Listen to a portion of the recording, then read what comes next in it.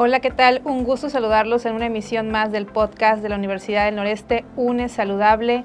Mi nombre es su servidora, la doctora Ana Lucía Chávez Bacerot. Tenemos el gusto de contar hoy con la presencia del doctor Luis Juan Cerda Cortázar. Gracias, doctor, Gracias por la invitación. Presencia. Gracias. El doctor, muy conocido en la zona hasta el mes de diciembre, fue nuestro director de la Escuela de Medicina, doctor José Sierra Flores, de la Universidad del Noreste.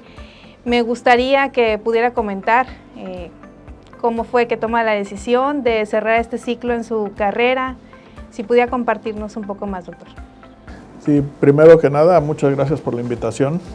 Y dicen que uno regresa a donde fue feliz, y aquí yo pasé 3 años en la dirección de la Escuela de Medicina.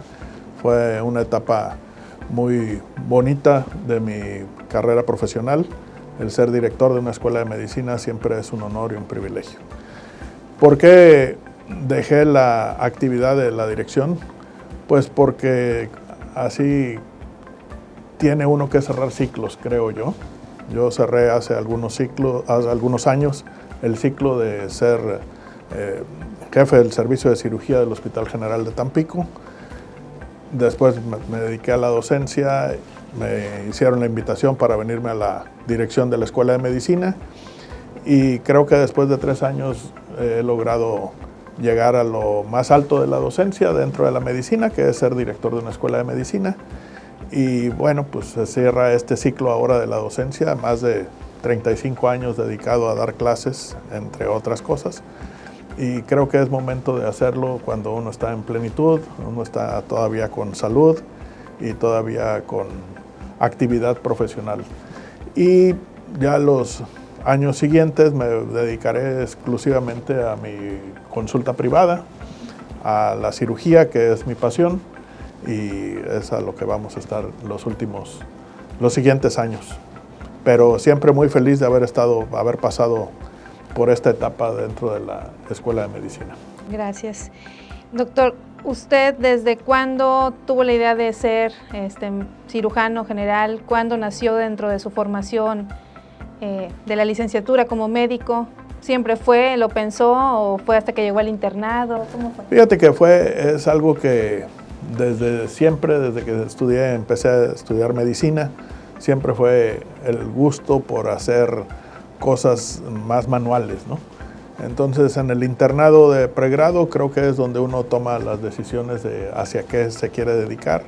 Yo tenía muy claro que me quería dedicar a algo quirúrgico, y bueno, pues empecé a pensar en la ginecología, en la otorrino, en la cirugía cardiovascular, en la cirugía general, y que fue lo que a final de cuentas me gustó. ¿Por qué me gustó la cirugía general? Porque creo que todos los días haces algo distinto. Un día operas la vesícula, otro día operas el apéndice, otro día operas el hígado, otro día operas el intestino, en fin. Es una actividad muy variable y que te exige mucho también. Te exige mucho de estar estudiando, de estar aprendiendo, de estar practicando. Y bueno, esa fue mi pasión de la cirugía, que sigue siendo hasta la fecha. Creo que les decía mucho a mis alumnos que tienen que pensar muy bien a qué se van a dedicar en la vida, ¿verdad? Y que si se dedican a algo que les guste, sobre todo en la medicina, van a ser felices siempre. Yo tengo más de 30 años de ser cirujano y sigo estando feliz. Uno de los lugares que más felicidad me da en la vida es el quirófano. Entonces es donde más estoy a gusto y disfruto mi profesión, y creo que es algo que tenemos que enseñarles a los jóvenes, ¿no? Que hagan lo que de verdad les apasione para que puedan ser cada día mejores. Así es, para sentir que están logrando los objetivos y que se sienten realizados profesionalmente. Doctor, yo lo conozco, sé toda su trayectoria, pero me gustaría que pudiera las personas que nos estén viendo compartirles su formación médica, dónde estuvo, en qué hospitales. Sabemos que también tuvo la oportunidad muy valiosa de estar en el extranjero. Me gustaría que pudiera compartir un poco de esto. Bueno, pues la especialidad la hice en el Hospital Central Sur de Pemex en México. Ahí estuve 3 años, tuve la suerte y la distinción de haber sido nombrado jefe de residentes. Hice un 4.º año de cirugía, cuando en ese entonces nada más eran 3 años. Entonces fue una experiencia muy enriquecedora para la especialidad. Después ya me vine a Tampico, estoy aquí ya desde hace más de 30 años y empecé a trabajar en varios hospitales, como todos los que empezamos, pero más o menos en un año logré que me dieran una basificación en la Secretaría de Salud y ahí entré como cirujano adscrito en el Hospital General de Tampico, el doctor Carlos Canseco. A los pocos años me dieron la jefatura de cirugía, que la mantuve casi más de 25 años siendo el jefe de cirugía y además, que algo fue lo más estimulante, profesor titular de posgrado. Esto quiere decir, entrené a muchos médicos residentes para ser especialistas en cirugía. Y creo que esa es una de las mayores satisfacciones que tengo en la vida. Tengo muchos ex residentes, ahora son cirujanos prestigiados, distribuidos a lo largo y ancho de la República. Y siempre es un honor y un placer haber sido su maestro, ¿no? Muchos de ellos incluso me han superado, tanto en su vida profesional, en su vida académica, lo cual es un orgullo, ¿no? Creo que eso es importante. Estando aquí en Tampico, después tuve la oportunidad de ser presidente de los cirujanos de Tampico, después presidente de los cirujanos de Tamaulipas. En ese entonces también se me dio la oportunidad de conseguir una beca para irme a hacer algo de cirugía de páncreas en Alemania, en la Universidad de Ulm, en Alemania, con el doctor Hans Beger, es una autoridad en la cirugía pancreática. Y después, al año siguiente, tuve otra oportunidad de irme a uno de los hospitales más importantes del mundo, que es el Massachusetts General Hospital, en Boston, también a cirugía de páncreas, con el doctor Warshu y con el doctor Carlos Fernández del Castillo. Y bueno, son experiencias muy padres haber tenido eso. Después de eso, en el transcurso de los años, pues participé cada vez más en sociedades médicas, como la Asociación Mexicana de Cirugía General, llegando a tener distintos puestos hasta que en el 2017 llegué a ser el presidente de la Asociación Mexicana de Cirugía General, que es pues algo muy bonito, una distinción muy importante, ser el dirigente de los cirujanos a nivel nacional, ¿no? Una experiencia de todo un año. Doctor, el entrenamiento que nos mencionó hace un momento, ¿qué le ha permitido, por ejemplo, poder dar a sus pacientes aquí en la zona? Porque no nada más se quedó obviamente con la especialidad hecha en México, sino con este posgrado que menciona. ¿Qué oportunidad le ha brindado como novedosa aquí en la zona? Bueno, pues en ese entonces la cirugía de páncreas no era algo muy frecuente y tuve la oportunidad de hacer mucha cirugía de páncreas, tanto para cáncer de páncreas, es una cirugía muy especializada, tú sabes, del Whipple, y tuve oportunidad de hacer varias de estas cirugías, tanto en el hospital público como en lo privado. Y lo que más utilizamos aquí en la zona es pues todo el manejo de la pancreatitis, ¿no? La pancreatitis es una patología muy frecuente y que todos estos manejos, tanto de Boston como el de Alemania, eran manejos novedosos en ese momento, que algunos se siguen usando, otros ya no, ya han pasado de moda, se están haciendo otro tipo de cosas en la pancreatitis, pero creo que todo eso tuvimos oportunidad de hacerlo.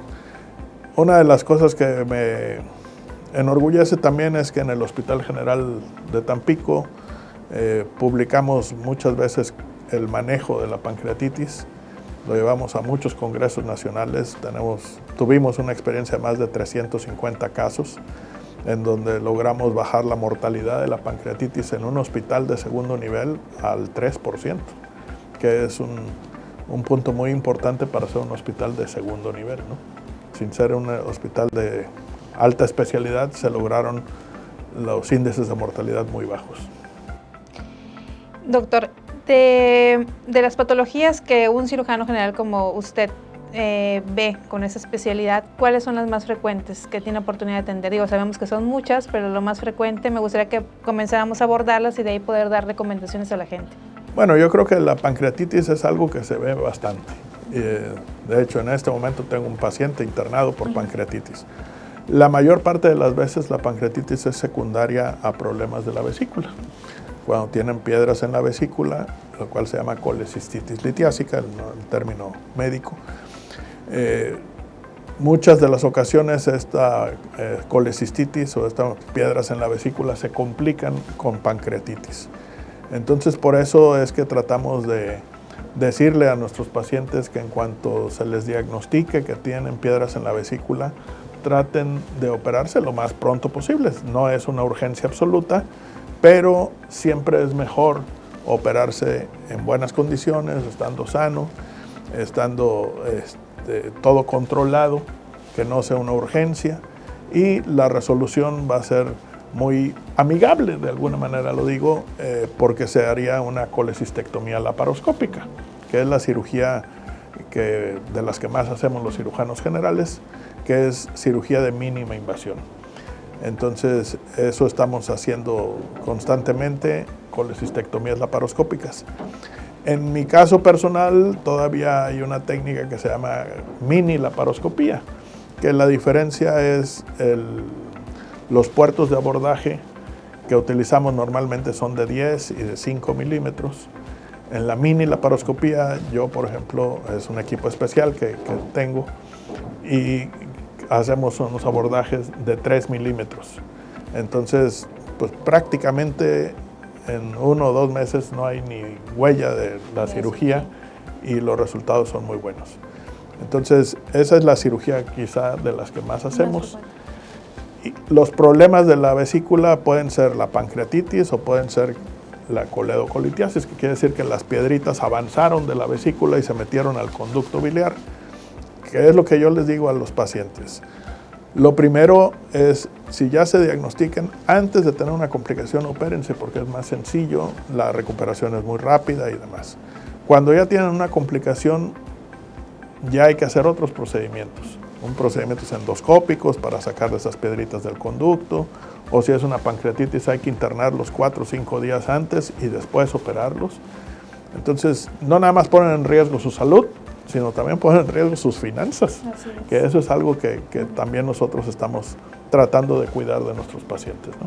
Que es muy importante porque son situaciones que luego uno puede considerar que tal vez pudo haber sido una cirugía que tuviera un costo, un tiempo de recuperación, pero que se puede prolongar en estancia hospitalaria, en alguna complicación, que obviamente repercute, como bien usted menciona, en el bolsillo del paciente.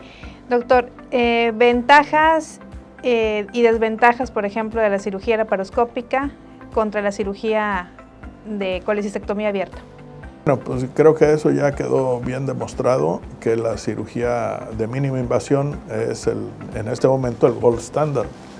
Le llamamos gold standard a lo que está comprobado que tiene mucho mejor resultados que todo lo demás.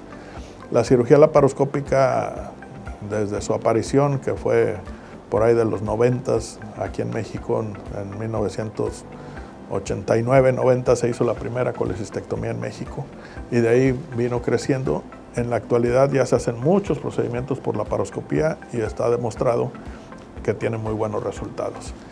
Una de las patologías que no hay duda que es la mejor opción es la cirugía de la vesícula, porque sus resultados son muy buenos, son semejantes a una cirugía abierta. Cuando hablamos de gold standard es que comparamos cuál era el mejor procedimiento contra algo nuevo.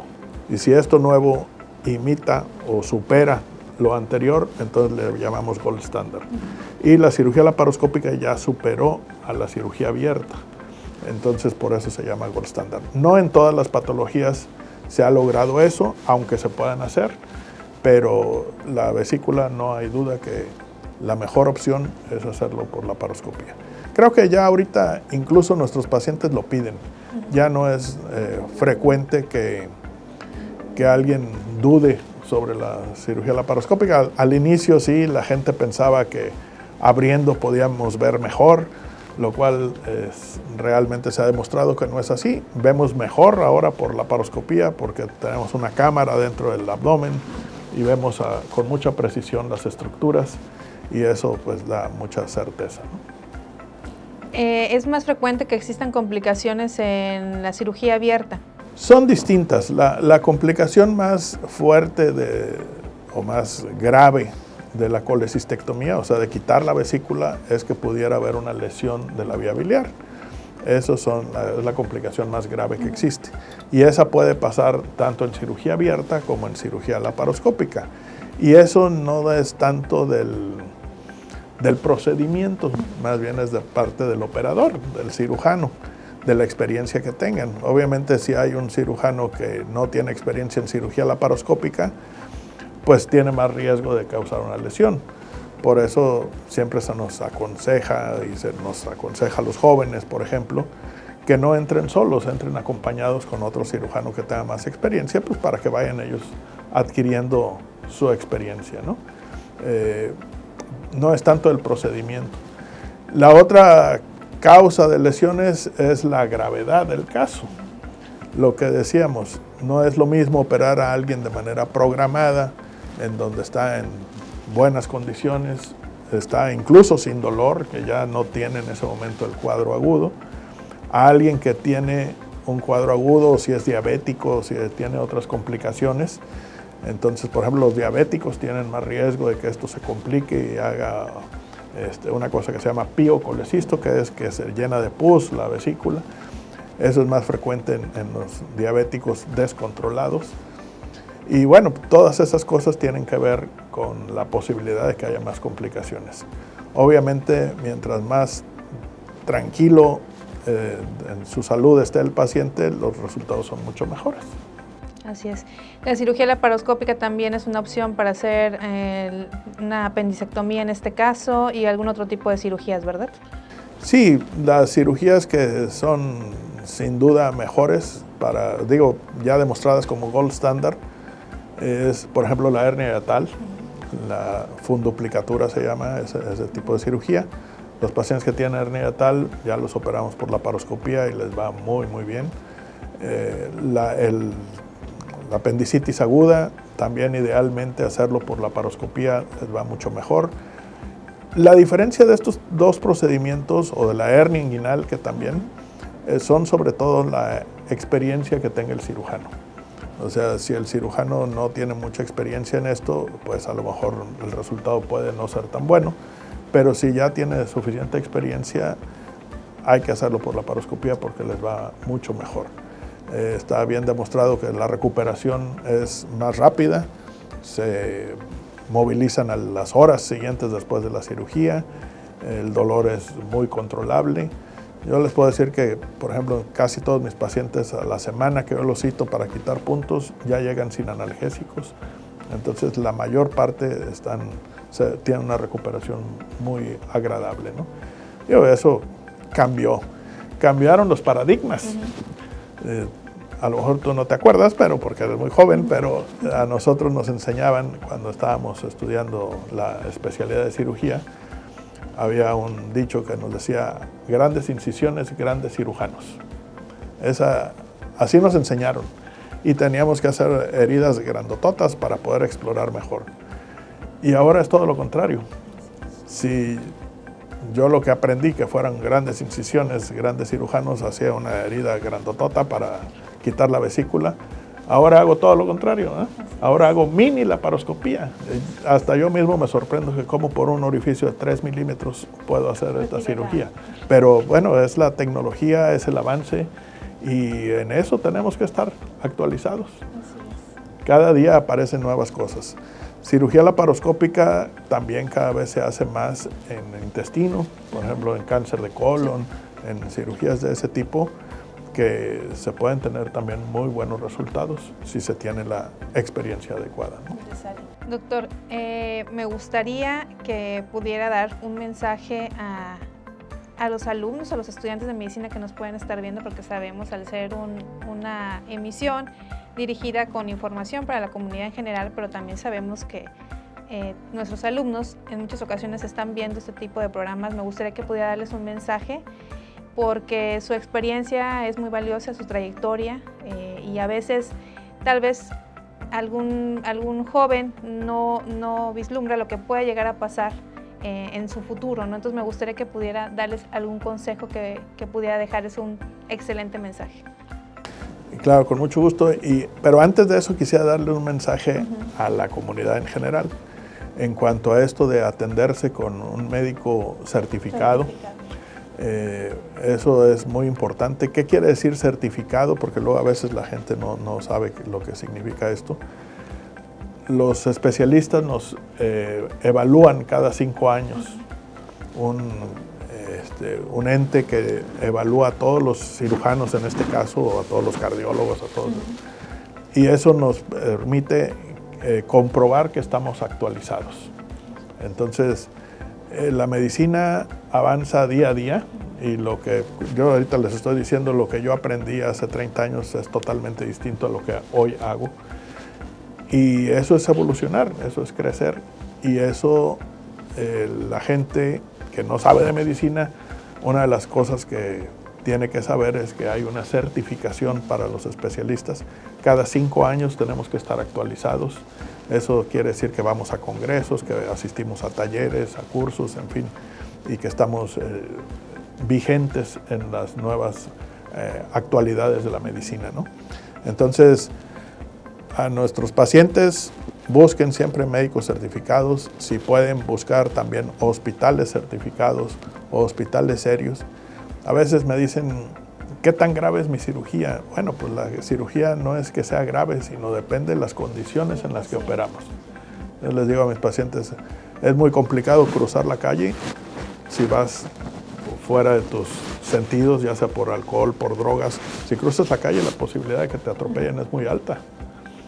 Igual en una cirugía, si te operas con un médico que no está certificado, si no estás controlado de tu azúcar, de tu presión o de todo eso, los riesgos aumentan. Entonces siempre tenemos que tratar de buscar que la cirugía sea en las mejores condiciones posibles, con la mejor gente posible y en los mejores hospitales posibles. Hay algo que no toma en cuenta la gente, que es algo muy sencillo, que serían la electricidad. Hay lugares donde están haciendo cirugía y no tienen una bomba, una planta de luz. Imagínense que se vaya la luz en ese momento. ¿Por qué es tan caro un hospital? Pues por esos detallitos. Claro. Ojalá nunca lo usemos, ¿verdad? Pero es un detalle que si llega a pasar puede poner en riesgo las cosas. Todos los requerimientos que amerita la seguridad en las instalaciones, claro. Es muy importante lo que comenta el doctor. Yo creo que ahorita con el uso de redes sociales todos podemos ver en muchas ocasiones que surgen publicaciones lamentables, tal vez quejándose de algún médico que cuando ya pasa alguna situación de salud con el paciente, alguna complicación o incluso algo tan grave como que el paciente llega a fallecer, ya los familiares se ponen a ver que resulta que a veces no eran médicos, que tenían alguna otro tipo de especialidad. Se ha visto mucho últimamente en las noticias casos como de una pseudopsiquiatra en Puebla, que se decía psiquiatra y que en realidad es una persona que es abogada.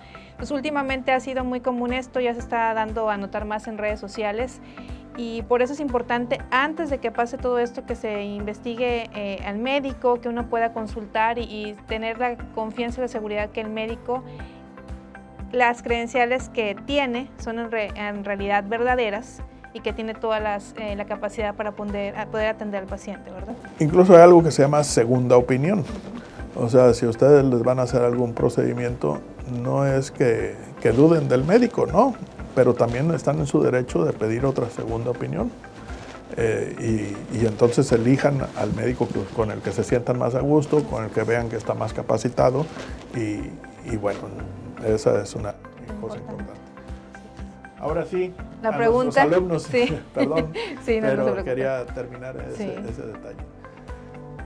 Pues mira, a nuestros alumnos, digo, yo di más de 30 años clases, tuve la oportunidad de ver alumnos de pregrado, que son pregrados, son los que están estudiando en la universidad, te lo digo para el público, yo sé que tú lo sabes, y tuve muchos años de dar de posgrado, que es ya entrenar a médicos, ya médicos, a hacer una especialidad de cirugía. Entonces son dos tipos de entrenamiento totalmente distintos, pero creo que lo que importa es el mensaje que como profesores o como maestros les demos a nuestros alumnos. Creo que yo lo primero que les decía era que antes de ser un buen médico hay que ser una buena persona. Si no somos honestos, si no somos éticos, si no somos empáticos con nuestros enfermos, pues entonces nunca vamos a poder ser buenos médicos. Yo sé que de esto vivimos, de esto comemos, de esto mantenemos a nuestros hijos, pero una cosa es hacerlo de manera honesta y otra es no hacerlo de manera honesta, ¿no? Entonces, lo principal es ser éticos, ser empáticos con nuestros pacientes, ponernos en el lugar de su dolor, de su sufrimiento, hasta de su economía, porque a veces tenemos que pensar en eso, y tratar de ayudarlos. Y si no se puede ayudarlos en un hospital, habrá otro más económico, habrá otro hospital público, habrá maneras de ayudar a nuestros enfermos. Pero nuestro enfoque nunca puede perderse hacia el paciente, ¿no?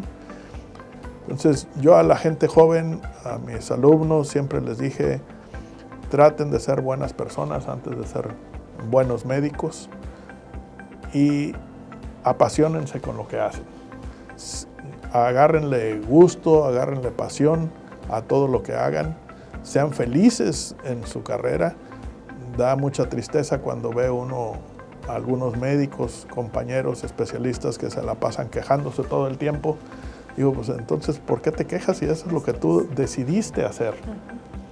Entonces, yo creo que lo importante es, si deciden ser cardiólogos, pediatras, cirujanos o lo que sea, háganlo con felicidad, porque eso va a ser más que una profesión, va a ser un estilo de vida, ¿no?